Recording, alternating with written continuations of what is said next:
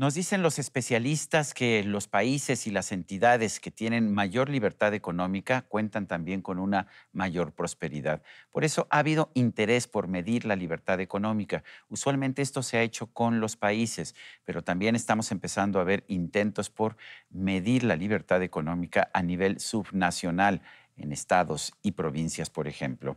José Torra es economista por la Universidad Nacional Autónoma de México y actualmente es gerente de investigación de Caminos de la Libertad, un proyecto de Grupo Salinas. Es coautor del Índice de Libertad Económica de Norteamérica que coordina el Fraser Institute de Canadá. Y Pepe Torra, gracias por estar con nosotros aquí en la entrevista. Muchas gracias por la invitación. ¿Por qué medir la libertad económica? ¿Qué sentido tiene tratar de medir? ¿Se puede medir la libertad económica? Habría que definir lo que entendemos por libertad económica, que para ponerlo en términos muy llanos, es la capacidad que tiene la gente de decidir qué hacer con su propio dinero que obtuvo de forma legal y legítima.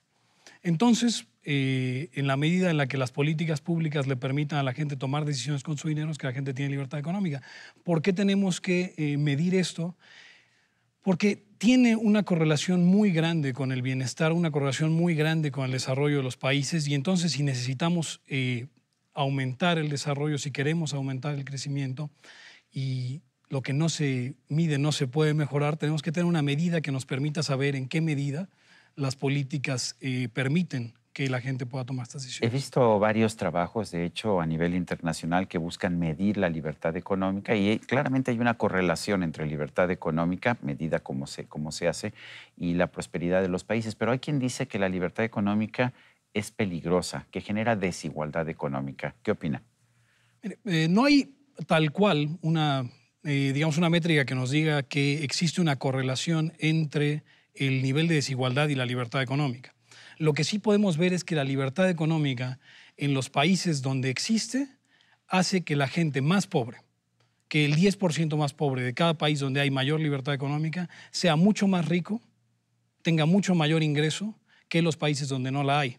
Eso quiere decir que a pesar de que puedan ser más desiguales las personas, la gente que tiene menos dinero en los países con mayor libertad económica normalmente tiene un mucho mayor nivel de ingreso que la gente que vive en pobreza en los países con mucha menor libertad económica. Por eso es que es un poco complicado aquí hablar sobre desigualdad, pobreza, pero al final la libertad económica, si bien no tiene ninguna relación con un aumento en la igualdad, sí tiene una relación muy, muy estrecha con un aumento en el nivel de riqueza de las personas. ¿Qué es más importante, eliminar la pobreza o eliminar la desigualdad? Pues mira, al final de cuentas, la desigualdad ya es más bien un problema de envidia, ¿no? Si la gente más rica es 100 veces más grande que la gente más pobre, podría verse como un problema. Pero si hablamos de que en estos países donde hay mayor libertad económica, la gente más pobre no se va a casa a dormir con hambre. La gente más pobre tiene trabajo, la gente más pobre tiene un piso, tiene sus necesidades satisfechas por este mayor nivel de ingreso que le permite tener la libertad económica. ¿Cuál sería el problema con que los ricos fueran 1000 veces más ricos que estas personas? Norteamérica es una región compleja. Tiene a dos países, Estados Unidos y Canadá, que se cuentan entre los más ricos del mundo y también entre los que tienen mayor libertad económica según los índices internacionales. Y tenemos a México, que es un país de media tabla en la parte económica, también de media tabla en la parte de libertades económicas. ¿Tiene algún sentido comparar las entidades subnacionales, las provincias de Canadá, los estados de la Unión Americana y los estados de la República Mexicana? Claro, tener una medición como esta nos permite, al tener la comparación, saber cuáles son las rutas que tenemos que seguir. Cuando voltea y ve uno estados como la provincia de Alberta o como el estado de Nuevo Hampshire en Estados Unidos, y que son de las entidades con mayor libertad económica, y las comparamos con nuestras entidades mejor calificadas, como sería Guanajuato o Jalisco, podemos ver que hay una brecha bastante amplia entre las políticas, de la calificación de libertad económica, y podemos ver así qué políticas nos hacen falta para poder incrementar este nivel de libertad económica y con eso el nivel de ingreso y el nivel de bienestar de las personas. Está este índice de libertad económica de Norteamérica. ¿Desde cuándo se mide y desde cuándo se prepara este índice? Sobre todo, ¿desde cuándo está México incluido? Libertad Económica en Norteamérica es un proyecto que empezó en 2011.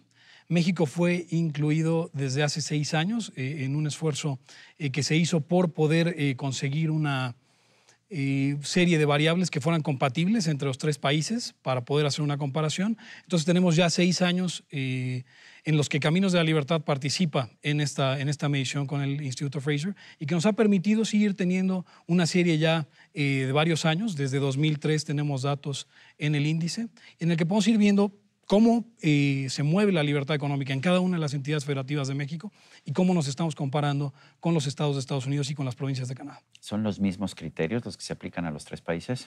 Sí, tenemos primero 3 áreas que se miden a nivel de cada provincia y cada estado, que son áreas que tienen que ver con el tamaño del gobierno, el número de impuestos y la regulación laboral. Y luego, para poder hacer comparables todas, metemos otras 3 variables que tienen que ver con situaciones a nivel nacional, que serían el Estado de Derecho, la política monetaria y finalmente las regulaciones al comercio y al crédito. Hay algunos factores que me parecen fáciles de medir como política monetaria, pero ¿cómo se mide el Estado de Derecho? Ahí lo que hacemos se toma como encuestas de opinión. Todos los datos que utilizamos en el índice son datos de terceras fuentes para garantizar que haya una neutralidad de nuestra parte. Y datos públicos. Así es. Y lo que hacemos aquí es tomar encuestas que hacen, por un lado, el Banco Mundial y por otro el Fondo Monetario Internacional sobre el Estado de Derecho, que son encuestas de opinión sobre la confiabilidad de las cortes, la interferencia del ejército en el Estado de Derecho, cuestiones como la imparcialidad, como qué tanto confían las personas en las instituciones de seguridad pública de un país. Y con eso se hace una métrica que utilizamos como la variable Estado de Derecho. ¿Cómo quedaron los resultados? ¿Cuáles son los estados y las provincias con mayor libertad en Norteamérica? En el caso de Estados Unidos y en el caso de las 92 entidades que medimos, en Nuevo Hampshire es el primer lugar.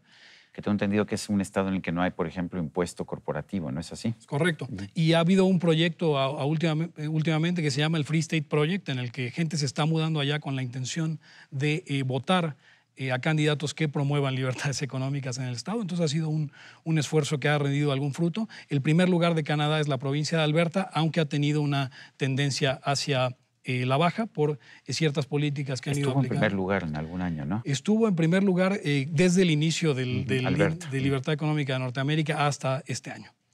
Me imagino que esas cosas cambian dependiendo de quién está en el gobierno. Si llega un nuevo gobierno y restringe, por ejemplo, Nueva Zelanda durante muchos años fue uno de los países más liberales, pero llegó un nuevo gobierno y ha empezado a imponer regulaciones que han eliminado libertades. Me imagino que eso mismo pasa también con los gobiernos estatales y provinciales. Claro, que es una cuestión que en México puede tener un poco menos de impacto por el grado de centralización que tenemos en el país, aunque también se ve que existen efectos muy positivos, como el caso de Nuevo León, que un gobierno estatal apostó por unas políticas de mejora regulatoria que llevaron a Nuevo León del lugar 26 de libertad económica cuando empezamos a medir en 2013 al lugar 1 el año pasado y bueno, ahora ya se estabilizaron en el lugar 7. En el caso de México, los mejor calificados son Guanajuato en primer lugar y luego un empate en segundo lugar de Jalisco, Baja California y Tlaxcala. ¿Cuáles son las características? Tlaxcala también está, Tlaxcala es uno de los estados más libres o con mayor libertad económica. Sí, bueno, Tlaxcala tiene una cuestión que es interesante que tiene que ver con nuestra metodología a la hora de medir las cuestiones como los impuestos. Lo que medimos no solamente son las tasas, sino también el nivel de recaudación. Y Tlaxcala es un estado que se caracteriza por mucha informalidad. Entonces, pero a lo mejor eso puede ser positivo, pero también puede ser negativo, ¿no? Es negativo desde el punto de vista en el que pues, no hay tal cual una igualdad en cuanto a las contribuciones, pero positivo en tanto que de pronto es tanta la carga fiscal que tenemos en este país que el poderse escapar un poco de esto permite que haya un desarrollo, aunque sea, pues no el óptimo, pero... ¿Qué ha hecho Guanajuato para estar en el número 1? Bueno, Guanajuato es un estado que califica en primer lugar casi en todas las variables que medimos. El tamaño de su gobierno medido como el gasto corriente y como la cantidad de transferencias y subsidios que reciben es muy bajo. lo cual permite que haya más espacios para el sector privado, y es lo que hemos visto en la región de Guanajuato, que se están instalando cada vez más plantas de automotrices y de otros tipos para tener inversión productiva. Por otro lado, tienen en el nivel estatal y niveles municipales impuestos relativamente bajos con respecto al resto del país. Y finalmente, en el área de la regulación laboral, tienen un empleo de gobierno muy bajo, lo cual hace que este intercambio que hay entre empleados de gobierno y empleados privados, haya un mayor número de empleados privados, un menor número de personas sindicalizadas, y con esto haya digamos, O sea, Guanajuato es número 1 en México. ¿Cómo se compara con los últimos lugares de Estados Unidos y Canadá? Bueno, estamos 2 puntos completos en una calificación del 0 al 10. Guanajuato está 2 puntos completos detrás del estado que le sigue hacia arriba, que es California, en los Estados Unidos.